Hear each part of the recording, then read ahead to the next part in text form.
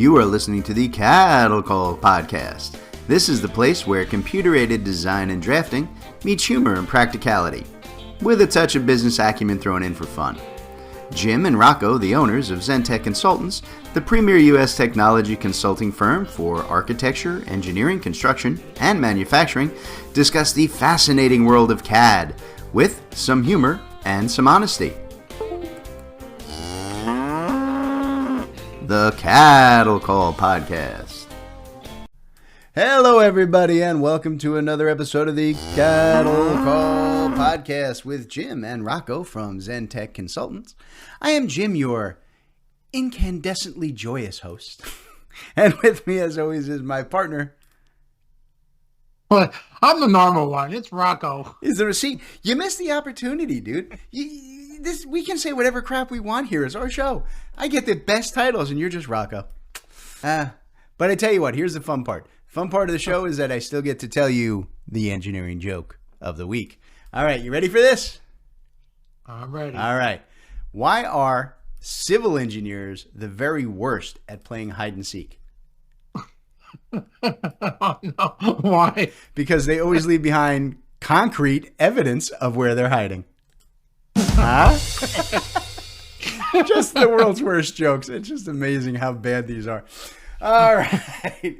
All right, folks. So today I'm going to talk about a topic that's going to, well, basically panic the crap out of my partner and probably surprise most of our listeners. I want to talk about why you need to think about dropping a lot of your software.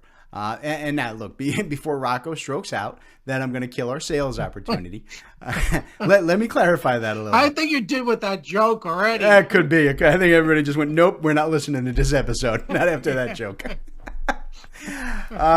So what I really do want to do here, though, I want to discuss kind of the pros and the cons of large enterprise-level software systems, right, versus developing more simplified workflow processes to help your staff kind of do what they're already doing, but to do it better and smarter. Look, I'm not advocating dropping all software here, right? I'm a tech guy. I love software. What I want to look at, though, is seeing if maybe using a few well-chosen, smaller systems, right, with an efficient workflow is better than trying to implement some massive enterprise system that claims it's going to do everything you could ever need, every function under the sun. We handle it all.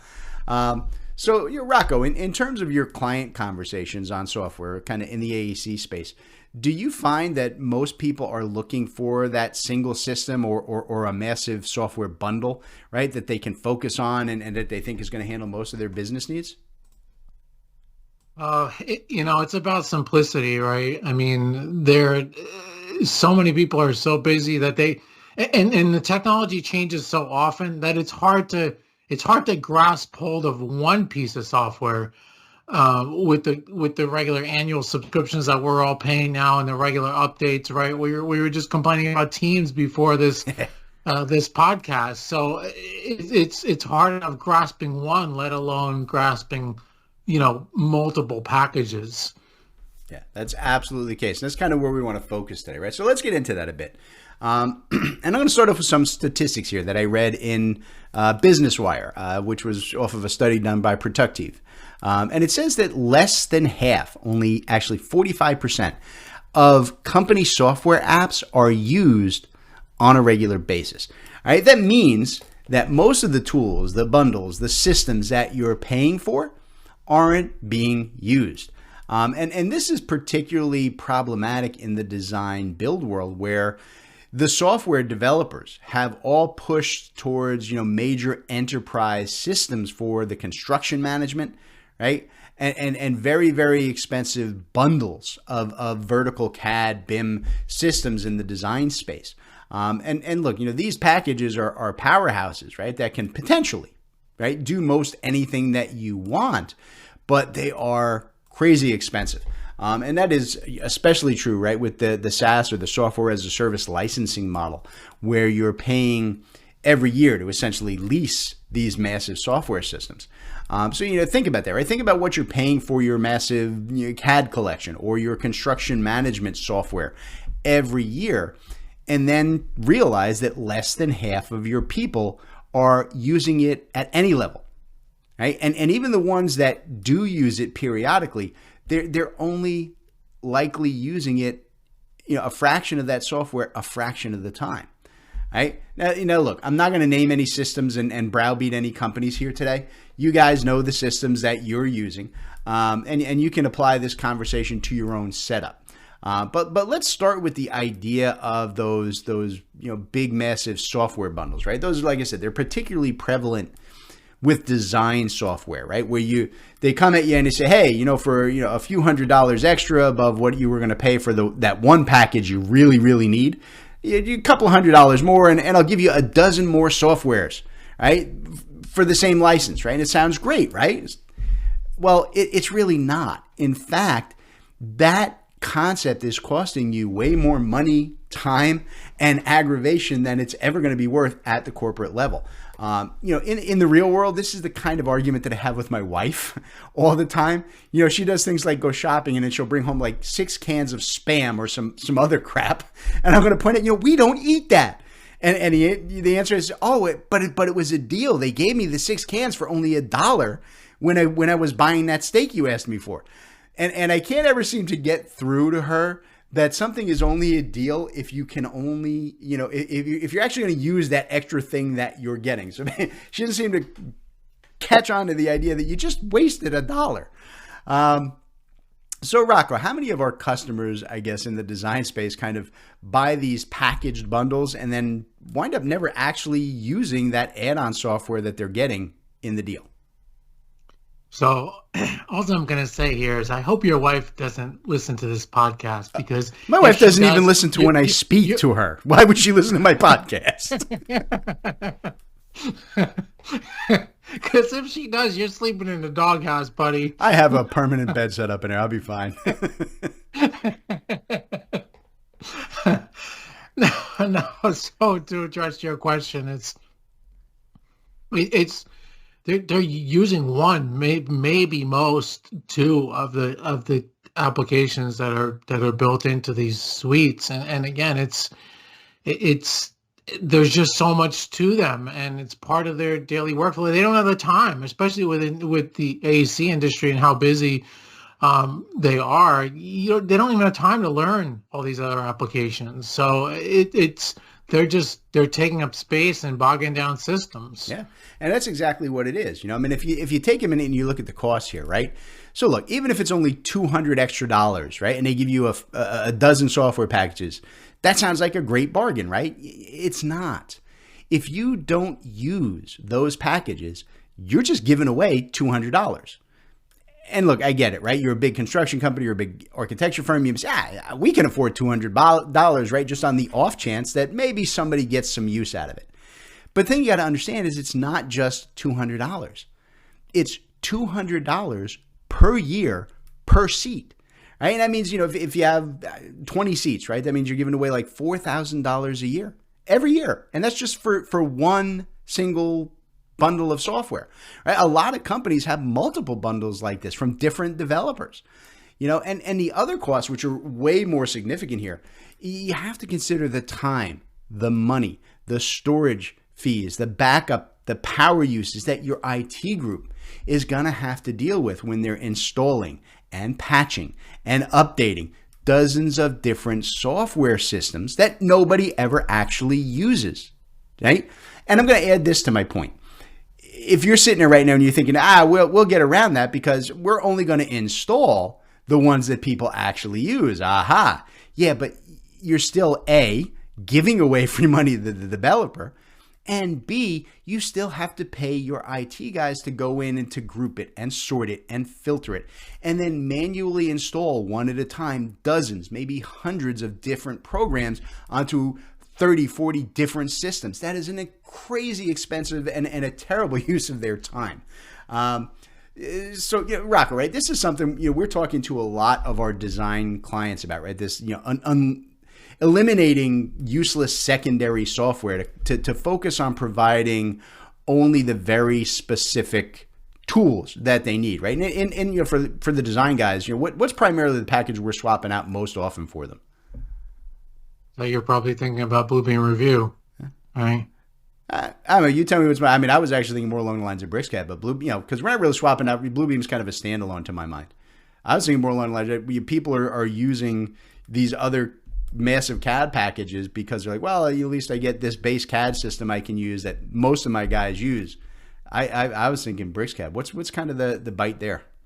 Yeah, that's true. I mean, it's BricsCAD is a healthy alternative to AutoCAD. I mean, it's fully DWG based. It's sold as annual or perpetual licenses, and you're not getting a whole suite of packages. You're getting the core design package, and it does have a light BIM, mechanical, full suite of package if you want it. But at its core, it's a base DWG design platform. Yeah.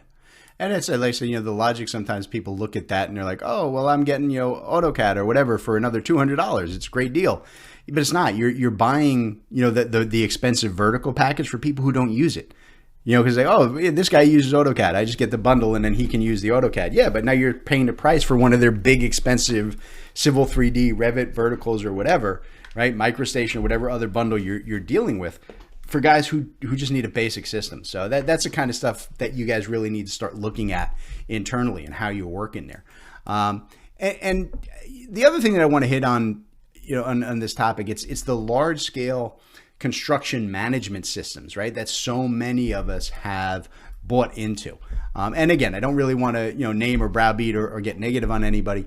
And I'll even say we do a lot of work here at Zentech, right? Supporting and training and consulting and helping people configure these enterprise level construction management systems. We do it a lot. But the issue that I see here is that these huge corporate level systems, they try to do everything conceivable in the construction world for every possible client, and they just can't do it, right?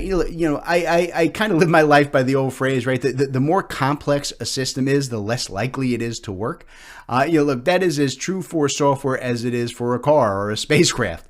When you work in a system, any system that's designed to handle every possible scenario that the developers can conceive of, you're going to run into two major concerns, I think, that's going to frustrate everyone. Number one, these systems, they take immense amounts of training and support in order to even function, right? Because they're so, I guess we'll call it function rich. They got so many tools and so many features built in that most of us are never going to touch, right? And number two, you kind of have to go and change the way that your people work to match the workflow that new software, that enterprise software system tells you have to follow in order to use their system.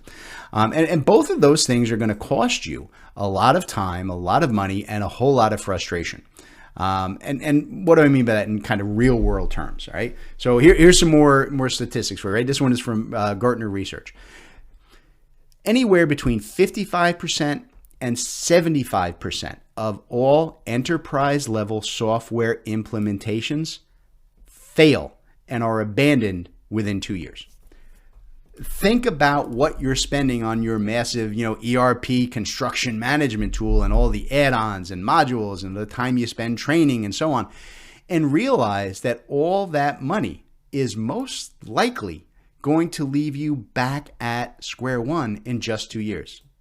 It's just a lost investment, right? So I tell you what, on that happy thought, let's take a break here to give our sponsors to get a word in here. And then when we get back, I want to talk about the alternatives to kind of what we've called out as problematic practices here, all right? So stand by, folks. We'll be back in a minute with more of the Cattle Call Podcast.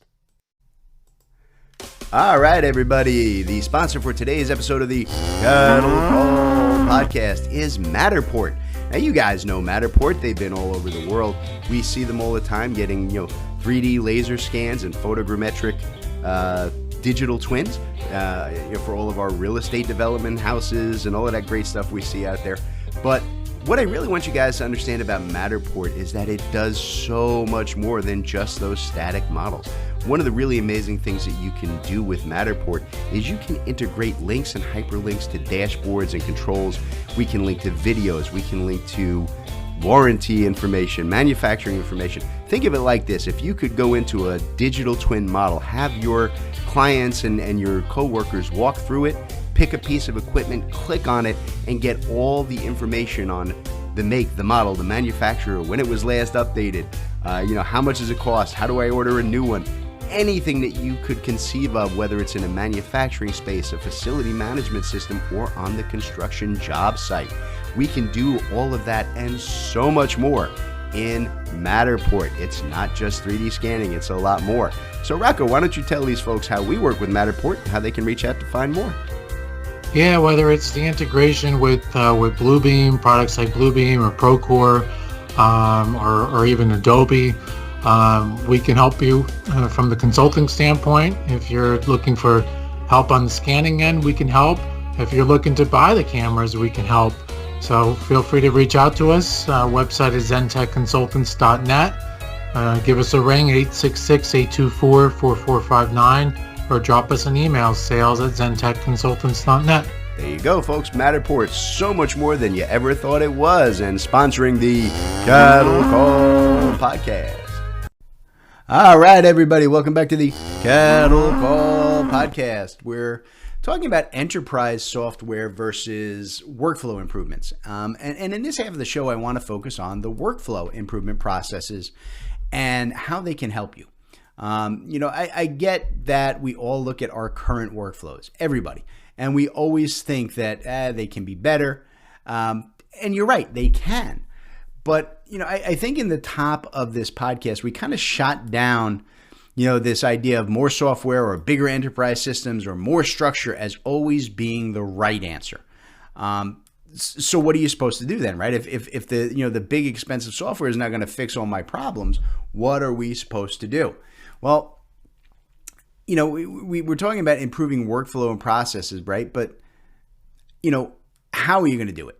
And to my mind, it's not always about changing what your people are doing today, right? There's kind of this underlying belief that's, my people are screwing up. They're not working right. We got to, regulate them. Maybe the idea here is not blaming them for being, either bad communicators or they're lazy or they don't care or 100 other things, right? That's usually not the case. What we see as consultants here at Zentech, 90% of the time, it's not the people. Right? It's poor configuration of your people's work process, right? And a lack of integration of data, right, between the software systems that you already have, right? In other words, don't blame your people for this when it's really probably just that they are struggling to do the very best they can with a cobbled together system of multiple storage locations and different processes and software that doesn't talk to each other, and they can't connect the data and they don't know where to find it, right? They can't make the workflow go in a rational manner. And that's what you really want to focus on. So let me ask you that, Rocco, right? How many of our clients are actually coming to us who are concerned about their actual internal workflows instead of, new software, right? They're saying, hey, we want to make the workflow better so we can be more efficient and save money. Yeah, that's a big part of what we do. I mean, day to day,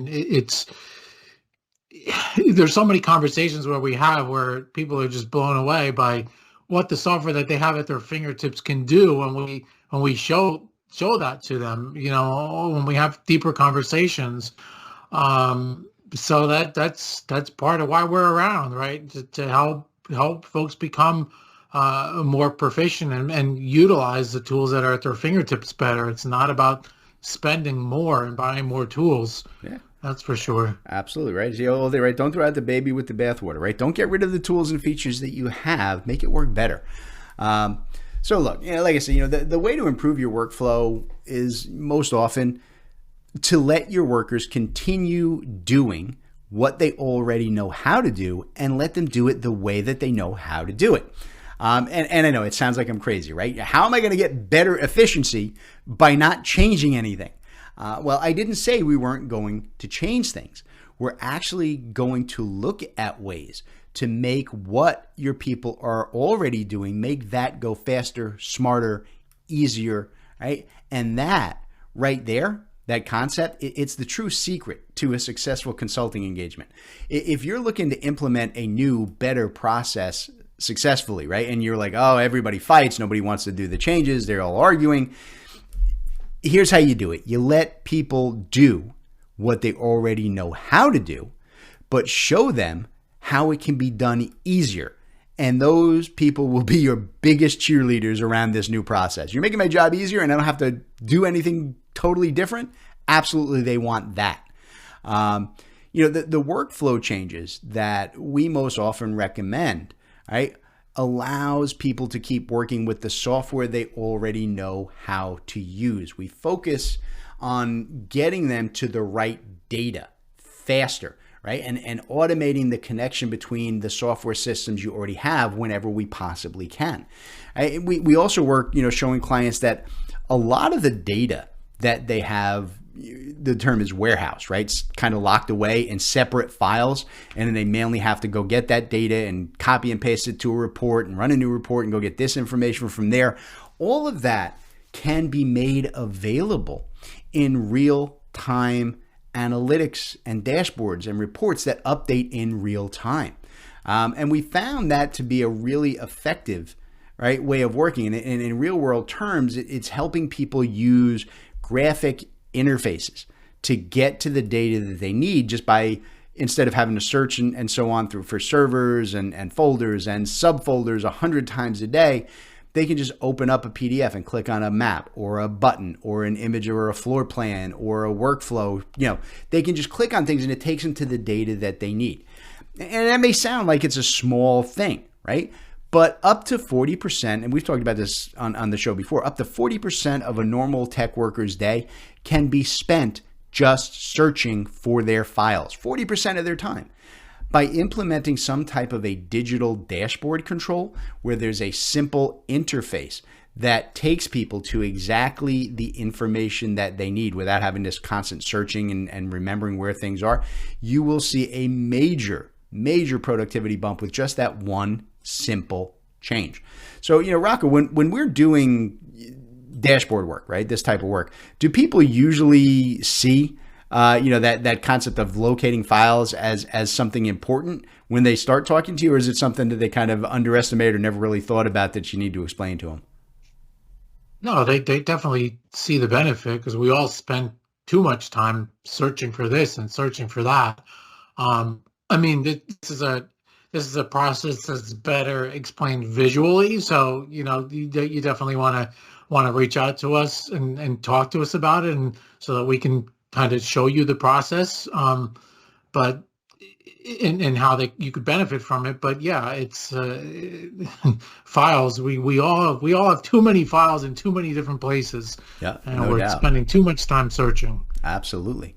All right. So look, the other major aspect of improving your workflows with one of these dashboard systems, it's that you can link and connect these dashboards to just about any data source. I don't care if you're working with Excel files or CSVs or a SQL database or a more advanced database or PDFs and Word documents and websites and physical items. Doesn't matter. Anything, you can put anything and link anything together to provide the information in the order that you need your users to get to it, right? So that they can just click on a picture or click on a button or a link and get right to that data on their own, right? And it's all connected and formatted, right, to your requirements and pieced together into dashboards and reports that show up the information in real time. What do I mean by that? So look, if you're in construction, you want to see, what bills have come in this month, right? And how many need to be paid by the end of this month, and how much money you're holding in retainage against certain projects or certain, vendors or whatever. You don't need a full construction management system for that. All that data can be aggregated from your accounting database and from, the PM, maybe he's working Excel files and a project database. All of that can be linked together to give you, right, this really nice dashboard, and your people can continue to work in whatever systems and primary ways that they are working today. And all that data just gets, routed directly to these dashboard panels, right? So that you can look at this graphically without even having to go get data. It's just there in real time. To make that happen, right? We're using tools like, Microsoft Power BI and Bluebeam to start developing these dashboards and analytic pages for you. And like I was saying earlier, right? With the dashboards, we can even link to specific files and web pages. Look, even if you guys need to deal with, security devices like, cameras or, card readers or, 3D models and digital twins of your facility, if that's what you need, doesn't matter. We can link to just about anything, right? The underlying idea is that you're putting together the simplest step-by-step process of how you want your people to work, right? And how you need the data to flow. When we work the dashboards around that, instead of, reinventing everybody's work process for some ridiculously priced piece of software that they have to learn from the ground up and change everything, right? It works so much better, And I'll tell you, honestly, the capabilities of these digital dashboard controls it's just staggering. And I really do, I believe they're poised to just fully replace these big enterprise systems throughout our industry over the next few years as people really start to understand these concepts that you don't need to just throw ridiculous amounts of money at these big software companies and change the way that you're working. You can really control the workflow process just with these custom dashboards that work the way you need them to. And really with this podcast, we are literally just touching the surface of this concept. There's so much more to this that we can't even get to today. And with that in mind, Rocco, right, we have actually they're just educational programs, right? Give people information on these dashboards that we're running right now. What are they? And how do our listeners access them so they can get more information on these digital dashboarding concepts?